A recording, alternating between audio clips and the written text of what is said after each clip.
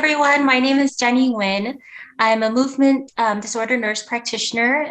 I practice at the Cleveland Clinic, the Lou Ruvel Center for Brain Health in Las Vegas, Nevada. It's a satellite office of the main campus, Cleveland Clinic in Ohio. Thank you so much for choosing to sign up for the course. I think if you've chosen the course, you may have also felt the impact of how sleep disturbance can affect ourselves as well as our patients in everyday clinical setting. So I'm super excited today to talk to you about sleep disturbance in patients with Parkinson's disease. And here are my objectives. So hopefully by the end of the course, you'll be able to describe the prevalence and the variety of sleep disturbances in patients with Parkinson's disease, be able to recognize the importance of sleep in neurodegeneration, classify screening tools for sleep disturbances, employ Parkinson's disease specific screening tools, such as the PDSS-2, which is the Parkinson's disease sleep scale 2 in clinical practice, manage sleep disturbance in patients with Parkinson's disease, and evaluate patient perspectives on sleep and the correlation with the quality of life. So a little bit about background on why I'm so enthusiastic about sleep in patients with Parkinson's disease is we know that approximately 930,000 Americans live with PD. It's the second most common neurodegenerative syndrome, and up to 90% of these patients experience some form of sleep disturbance. The prevalence will only increase in the aging population.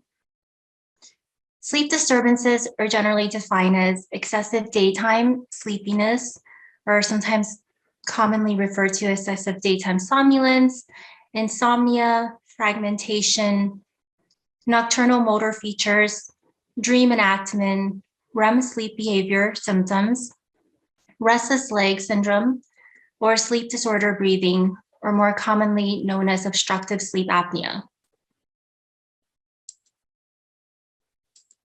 So sleep and brain health. Sleep is very restorative. It enables the brain to rest and to regenerate neurons and neurotransmitters.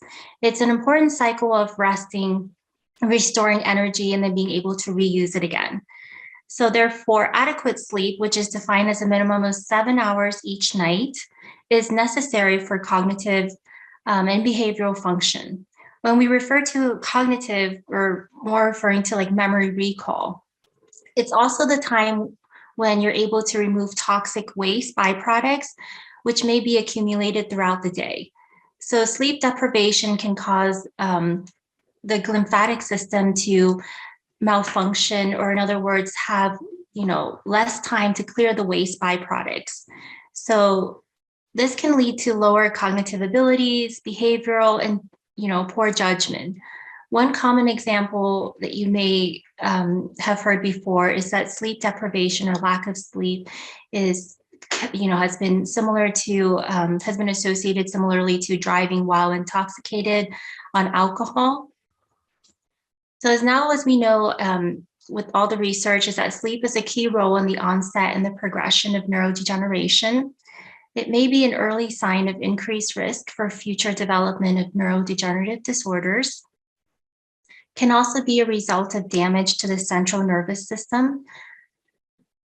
So increasing data to support that poor sleep leads to the acceleration of in the progression of neurodegenerative diseases, and it may also play a key role in the pathogenesis. So on this slide, I have a figure. Demonstrates the circadian rhythm. Demonstrates the importance of light and how it affects the circadian rhythm. Here it shows that approximately after 6 o'clock in the evening, melatonin release begins. As you get ready for bedtime, the melatonin peaks at its highest near, I would say, 2 a.m. This is also when your body should be in REM sleep, meaning the body temperature as well as the blood pressure is at its lowest. And also in REM sleep, there's paralysis of your limbs. So this indicates that light exposure in the green zone can help promote better sleep, while light exposure in the red zone can disrupt the sleep pattern by suppressing melatonin and pushing the internal clock back. So I know that when one of our colleagues on the APP portal mentioned that she talks to patients a lot about circadian rhythm and how this changes as we age. I definitely agree. I think this is a good way to explain to patients why they're experiencing sleep disturbances now as compared to when they're younger. So in patients with Parkinson's disease, their circadian rhythm also malfunctions as a result of neurodegeneration within the hypothalamus or the SEN, the suprachiasmatic nucleus. So it changes with aging. It includes like decreased amplitude and robustness, more fragmentation, and advanced circadian rhythm timing, all of which can really accelerate the aging process. The circadian rhythm disruption among patients with Parkinson's disease is often much more severe than it is in healthy older adults, and it may also occur in very early disease stage. So the role of sleep in prodromal Parkinson's disease. REM sleep behavior disorder has, as we all know, is a big common biomarker that we can use to classify prodromal symptoms of PD. It's related to the onset and one of the earliest features that we can track in Parkinson's disease. Most patients that present with REM behavior disorder or have these features has been shown to phenoconvert into an alpha-synucleinopathy, such as dementia with Lewy body or MSA or Parkinson's disease. The phenoconversion risk, I've included it here, is 15% to 35% in 2 to 5 years, which is very, very high. And if we continue to follow the patients up to 10 years to 25 years, we see that that risk can increase up to 90.9%. And I bet if we continue to follow the patients longer than that, after the 25 years, we might even see a higher conversion. At this point, it's the most specific clinical prodromal marker for Parkinson's disease. So the types and varieties of sleep disturbance in Parkinson's disease are generally multifactorial. It's usually very complex problems that's attributed to either the disease pathology involving, again, the brainstem and the hypothalamus. It's also secondary due to motor and non-motor symptoms, as well as comorbid primary sleep disorders. So the types that we commonly see in a movement disorder practice is insomnia. Patients might be describing difficulty with sleep initiation, sleep fragmentation, waking up multiple times during the night, not due to urinary frequency or urgency, but just premature waking and then difficulty falling back asleep, excessive daytime sleepiness. I feel like this may be refractory to the sleep disturbance at nighttime. But then patients who experience EDS during the day, they might be napping, have lower levels of activities, and then that overall impacts their nighttime sleep. Vivid dreams, emotional dreams, or nightmares. Patients sometimes wake up and they describe, fear of being pursued or chased or being in a place of danger. And that can cause them a lot of anxiety with falling back asleep. REM behavior disorder, again, this comes up because it's huge in Parkinson's disease, not only with early onset and early staging, but I find that it's also very common in later stage PD. 1 out of 2 patients with Parkinson's disease would generally report REM sleep behavior disorder, which is the acting out of their dreams, causing thrashing, vocalizations, and movements while sleeping, which can be a danger to the patient as well as the bed partner. Remember, in REM sleep, which is our deep stage of sleep and where sleep or restoration of brain health happens, your body should be paralyzed, your limbs should be paralyzed. It's a protective mechanism, and it's not, you're not meant to be able to move your arms because that way it protects you during sleep. You're not diving out of bed, injuring yourself or swinging at your bed partner. This figure here I obtained from Dr. Kaisuke Suzuki from Tokyo Medical University. It demonstrates a group or classifications of what the disease-related nocturnal symptoms are, Other sleep disorders that we should be considering in this patient population, as well as causes to consider with subjective sleep complaints. So diving a little bit deeper, so if patients are coming in and they're presenting with either difficulty falling, staying asleep, early awakening, or again, excessive daytime sleepiness, if we're considering disease-related symptoms, we want to be able to further investigate, is this like a motor feature or non-motor feature or RBD? So if they're describing, stiffness, slowness of movement, tremor that's waking them up, sometimes describe, or even people will complain of like having a hard time rolling over in bed, pulling their blanket up, getting in and out of bed to use the restroom and getting back in. There's a lot of stiffness and slowness of movement there. So then we can relate that to, being off during the nighttime, and that could be causing the insomnia symptoms. Non-motor symptoms are more of like neuropsychiatric manifestations related to anxiety, depression, restlessness. If we investigate further with, questioning, patients might go on to describe, they're waking up independently of having to urinate, but they are thinking about their day, processing, their disease, prognosis, how this affects their family, and other external or environmental stressors that can come into play, and that creates a lot of anxiety and restlessness, and then they have a hard time falling back asleep because of the racing thoughts. Um, I find that hallucinations and delusions are also very disruptive to our patient population during nighttime. If they're waking up and they're laying there and they're having this, delusion, they're seeing like shadows and things in the corner of their eye, and it's displaying as, as a person that's standing there watching them or talking to them. I feel like that's extremely disruptive to sleep. So having diving deeper into their non-motor symptoms can really help find out what's really driving their difficulty falling and staying asleep. And again, REM behavior disorder, talking to the patient as well as the bed partner is extremely important. In the past, it's been described as, or you can use, bed partner history to help with the diagnosis, or the gold standard is usually the sleep polysomnography. If the patient doesn't have a bed partner, sometimes asking questions like, when you wake up, if you have a pet, is the pet on the other side of the room? Your cat is not usually laying next to you. Your bedding is all disheveled or it's thrown off. That can also help to arrive at, the patient's having a lot of thrashing and movement during sleep.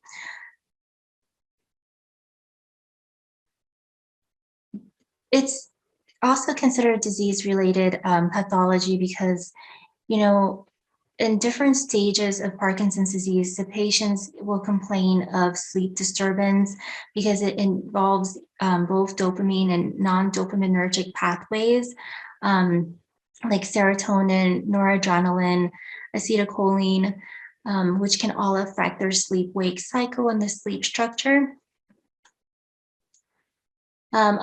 Other sleep disorders that we really have to consider in this patient population, which are more common, is that restless leg syndrome. Again, affects the patient's ability with sleep initiation, periodic limb movements in sleep, or sleep apnea syndrome, more commonly, recognized as obstructive sleep apnea, requiring a CPAP or a BiPAP machine.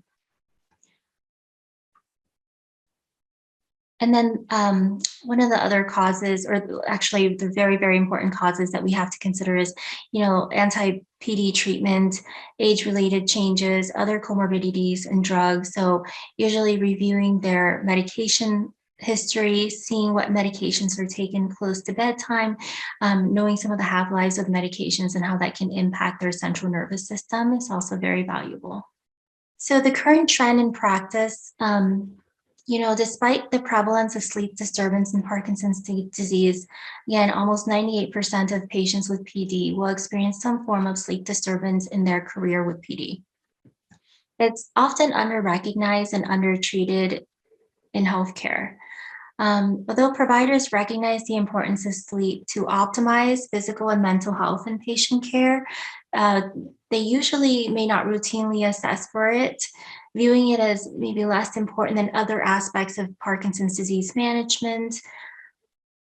Additionally, with the majority of this patient population being 60 years of age or older, which is generally when the onset or most patients are diagnosed with Parkinson's disease, range in this age group, many patients might interpret the sleep disturbance as a part of normal aging process and therefore will fail to disclose it to us. One important thing that we have to consider in this time is that in the area of COVID-19, sleep problems has risen as a central focus of non-motor symptoms of Parkinson's disease. This is due to all of the infection prevention protocols that's been implemented, procedures with lockdown, social distancing, isolation has really been associated with greater disease severity and just overall lower quality of life. Patients will report like reduced physical activity, increased stress, reduced exposure to sunlight because of being indoors, excessive daytime napping, and excessive use of electronic device, which all contributes to sleep disturbance. Many neurologists that just manage sleep disorders have actually coined this type of sleep disturbance during pandemic as COVID-somnia. So this, I think this chart is really interesting.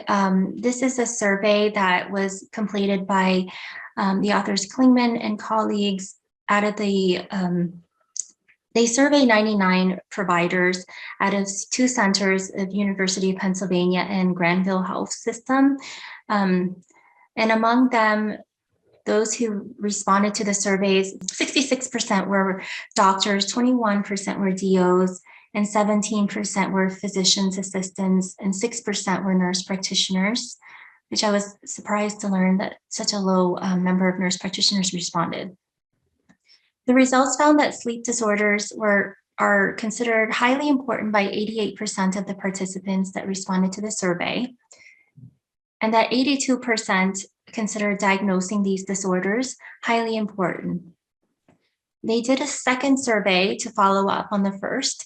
The authors collected the electronic medical record data from 2014 to 2018 to determine how often sleep disorders were detected and treated in the primary care settings. So again, I'm just looking across these numbers. I was very surprised to see this. I thought it was actually higher than the expectation. I mean, if 78% of primary care providers are discussing sleep disorders, treating sleep disorders, and diagnosing it, I feel like there's not really a huge gap in care for movement disorder providers to come in and bridge that gap. But I think the secondary survey with the data, it only actually showed a very surprising number, which is 2.5%. Well, the average percentage of patients who are diagnosed and treated for sleep disorders only accounted for 2.5% of each primary care's entire caseload.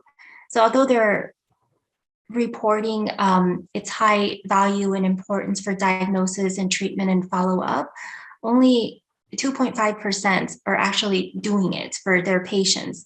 It's not entirely clear in this survey if there is a connection between the small percentage is because only a few providers are assessing most of the time, or those providers are assessing only a few patients with obvious problems. So the audit from the documentation and treatment doesn't actually match what the providers are finding as valuable. Most providers who did this were, cited lower level of comfort regarding sleep discussion, maybe a result of lack of training or lack of time during the appointment. So at this point, we reached the value of screening. The sleep dysfunction so far, as you can see, are related to worse quality of life, greater non-motor symptom burden, Neuropsychiatric symptoms such as depression, pain, fatigue, poor cognition, and impulse control behaviors were increased in patients with Parkinson's disease who had sleep problems. Research suggested that early detection and management of sleep-related problems through screening and clinical practice will have a positive impact on the quality of life in patients with Parkinson's disease, as well as their caregivers. So although it's often overlooked by both the providers and the patients, as you see on the survey that was recently done, a thorough evaluation of sleep disturbance is of paramount importance, or should be habitual for all providers involved in the care of patients with Parkinson's disease. Identification of specific sleep disturbance can optimize targeted treatments and enhance quality of life for these patients and their families. But most importantly, it can also mitigate disease burden and delay disease progression. Treating sleep dysfunctions in patients with Parkinson's disease with a comprehensive assessment of this aspect of their condition, usually using an objective scale, is highly recommended. So the national organizations that have provided support and recommendations for sleep screening includes the American Academy of Sleep Medicine, which recommends using a disease-specific sleep-administered questionnaire for the evaluation of insomnia. The Movement Disorder Society recommends the Parkinson's Disease Sleep Scale, again, which is the PDSS or the PDSS-2, to screen and measure severity of overall sleep problems in this patient population. It goes on to be a bit more specific, indicating that the task force prefers the screening tool PDSS-2, which includes a broad range of possible sleep disturbances common in this patient population. The American Academy of Neurology recommends annual assessment of sleep disturbance as a measure of quality of patient care. So these are all the screening tools that's available for us to use, all with high specificity and sensitivity. I'd say the best one to use is the one that you're most familiar with, or that you can have access to, or patients have, will be able to interpret it easily and be able to fill it out easily. So for sleep quality and daytime function, if you're looking at this list, I know that Epworth Sleepiness Scale is a very popular and well-known one. Functional Outcomes of Sleep Questionnaire, the PDSS-2 and the Pittsburgh Sleep Quality Index. The other two I'm not as quite familiar with. And then the other sleep screening tools on here are much more specific for insomnia or obstructive sleep apnea or for REM behavior disorder. These questionnaires are patient-based instruments that allow for the evaluation of the signs and symptoms that cannot otherwise be observed in the clinic, like insomnia or overnight urination. And it may include subjective features based on the patient's perception and judgment of the symptoms and how it impacts his or her life. As such, they're considered patient-related outcomes and have the advantage of shifting the focus to the patient. The patient will feel like, they're better cared for because you're asking very specific questions, diving deeper into their nighttime symptoms. So of all the questionnaires and the screening tools that's available, I chose to talk a little bit more about the Parkinson's Disease Sleep Scale 2, the second version. Again, it's a standardized questionnaire. Here's a sample of it on that's brought up here. It may be distributed to patients upon check-in or after their room. Usually takes about 5 to 10 minutes. It's a paper and pencil format, so you can have the medical assistant who's rooming the patient to provide it to them. They can fill it out while they're waiting for the provider to enter the room. That way they don't feel rushed. They have privacy to complete it. They don't have to submit it right away at the time they sign in for the appointment. I feel like there's also capability, if you have that, is that it could be built into Epic or other electronic health record. So you can easily document the results and the score of it.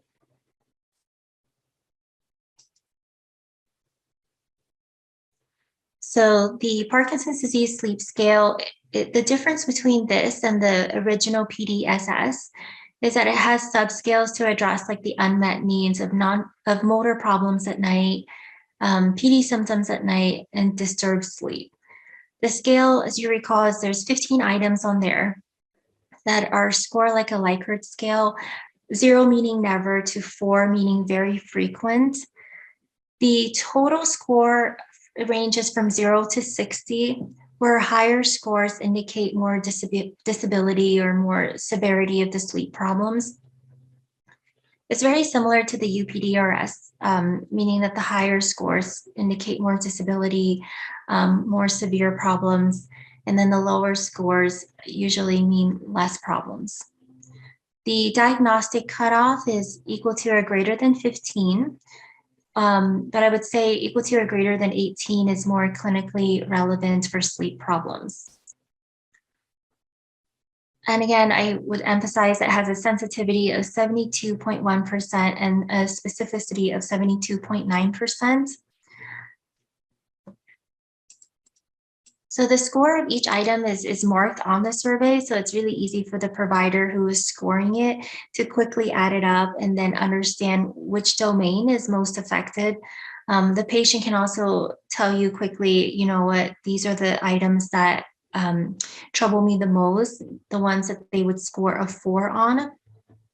It's available for free to use in the clinical practice and non-funded research. I will also attach the link at the end of the presentation so you can download it and be able to use it and distribute it in the clinic. When sleep maintenance, insomnia, or early awakening is identified in the PDSS2 sub-items, screening for motor symptoms like wearing off or other non-motor symptoms and adjustments of the dopaminergic medications should be performed.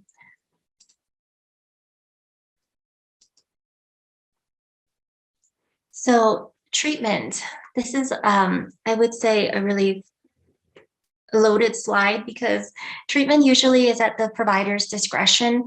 Like we mentioned before, sleep disturbance in Parkinson's disease is very complex. It's generally multifactorial. We have to take into consideration so many things that's going on in the patient's overall health, their comorbidities, all the other medications that might be involved that's causing sleep disturbance, as well as the neurodegenerative process. So one thing is that you could start by changing medication, assessing the current anti-PD medications that could be causing sleep issues, reducing the dose or switching medications. For example, usually if I'm looking at the list and we see that amantadine is taken throughout the day, if a dose is taken later in the afternoon or close to bedtime, first thing that we could do that's kind of a low-lying fruit would be to remove that last dose or that dose that's close to bedtime, readjusting it to earlier in the day, because that we know that amantadine, one of the common side effects is that it can cause insomnia in patients. Prescribe a new medication, perhaps if you're assessing the list and you see that one, something that patient is currently taking is really affecting their sleep, or the last medication that was added onto their list, they're now returning and saying that they're having sleep disturbance. If patient has sleep apnea, recommend the appropriate appliance. Usually this is more for pulmonary or cardiology providers. They might be referring to a sleep medicine specialist so that they can manage the patient's CPAP or BiPAP. Lifestyle change is so important. This should have been at the top of the list. Setting regular sleep and wake times, reducing stimulus like electronic device, television, or options for safe sleeping environments. If you have the option for cognitive behavioral therapy or psychotherapy that's indicated for sleep disturbance, that's generally the first line recommendation. because it's less invasive than medication, than a new medication. Some of the common sleep disorder and its treatment options I'm going to bring up because I had some great responses from the APP portal. ROS is seen generally in 15 to 20% of patients with Parkinson's disease. I was actually surprised to see those numbers because I feel like more patients are affected. It's generally kind of difficult to distinguish from other causes of leg pain in this patient population because they might describe it as muscle spasms, or they have like comorbidities with arthritis. First thing I would look at is evaluate them for iron deficiency anemia, because as we know, iron deficiency anemia can cause restless legs syndrome. So serum ferritin, iron, and total iron binding capacity lab values would be very valuable for this patient population. And then the recommendation to replace iron, it is if the ferritin is less than 50. Other treatments for restless leg syndrome includes dopamine agonists, which I find are truly the most effective, because if we go off and start using gabapentin and pregabalin, we generally don't see a lot of true benefit, or patients don't generally come back saying they've had robust benefit. And then lastly, opioids. I think opioids, as we know, is probably the last line treatment if patients are having really refractory symptoms to dopamine agonists, gabapentin, pregabalin. They have to have like documentation of failed therapy multiple times, but I do have several patients who are on oxy for the treatment of restless legs. Other non-pharmacologic options that have been shown to improve sleep in patients with like circadian rhythm dysfunction is bright light therapy. This is definitely a newer treatment option that's been published to show benefit. Bright light therapy at 10,000 lux, which is just a device you can purchase online on Amazon, durable medical equipment stores. It's not covered by insurance. It's not covered by Medicare. So the out-of-pocket responsibility for patient can range anywhere from $40 to $100. There's no formal recommendations for like the prescribed treatment for the length of exposure and for how long. Some of the studies that's been published will have shown like 30 minutes BID in the morning and in the late evening. And then other studies have shown like 1 hour in the late evening has been shown to have some benefit in sleep quality in lengthening of the sleep. There was one other discussion point regarding CBD treatments in older adults for sleep. I actually don't know a lot about CBD treatments because there's not enough FDA data or published literature to support its use in patients with Parkinson's disease and sleep. But speaking from a personal clinical perspective, I have many patients who have expressed that they've used CBD treatments and they've had benefits, while others might say that they didn't see any results. So I don't know if it's just a trial and error or the what they're being dispensed. I don't know what the ratio is, and I'm sure there's some combination of THC that's involved. So it depends on the dispensary as well, I think. Again, when patients usually ask us for our opinion on CBD, we just tell patients that, as of right now, it's not recommended for sleep treatment in patients with Parkinson's disease. They may try it at their own risk, but we don't know enough to give recommendations for dosing and for its use. So in summary, I find that sleep disturbance negatively affects quality of life.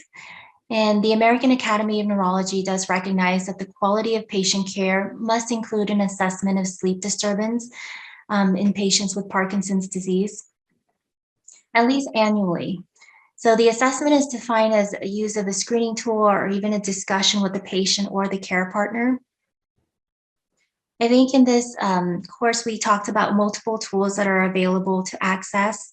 Again, the best tool is the one that you're most comfortable using and that patients find most at ease or to respond to.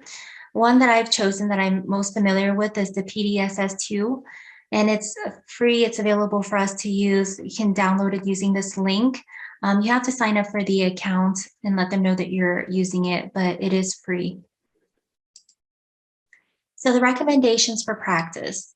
I would encourage discussion about sleep in our patient population, understand the tools that are available for screening, distribute the questionnaires during the check-in process, encourage the patients to fill it out while they're in the clinic before the appointment, so that way it doesn't eat up the appointment time that you have together, and it makes the appointment feel a lot more productive and focused.